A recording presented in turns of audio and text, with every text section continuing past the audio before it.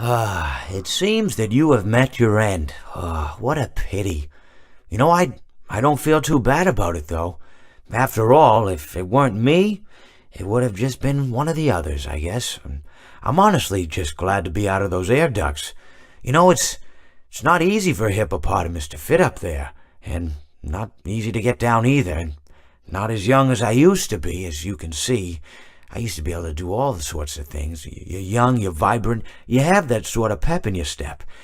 It reminds me of a conversation I was having with one of my good friends, Orville. We were having a nice picnic one day. I believe it was summer. No, perhaps it was... Was it the fall? Yes. It was the fall because the leaves had turned already. But I said to Orville, I says, Orville, I have a story to tell you. And Orville looked at me, kind of odd and said, what's it about? I said to him, not every story has to be about something, Orville. Sometimes a person just wants to talk. Why does everything have to be a story? I said to him.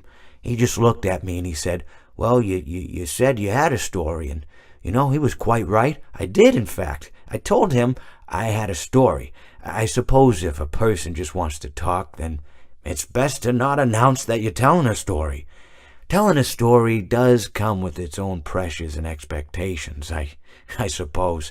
After all, if you're just talking to a friend, then there's no more expectations than if you were talking into the wind. Words by themselves aren't expected to carry, aren't expected to stick. But if you announce you're telling a story, well then, there'd better be a point to it all, No one wants to sit and listen to someone ramble on and on and on with absolutely no end in sight. So, it's good to be mindful that when you tell someone that you're about to tell a story, that you have something to say. Telling someone that you're going to tell them a story is tantamount to asking them to stop what they're doing and pay attention. You're basically saying, hey, buddy, stop everything. Stop what you're thinking. I have a solution to everything. And, well, I didn't really have any story to tell.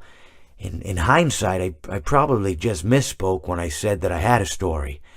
I think it would have just been better to tell Orville that I wanted to tell him something rather than tell him that I had a story.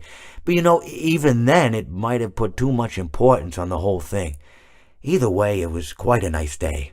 I remember that we were drinking tea.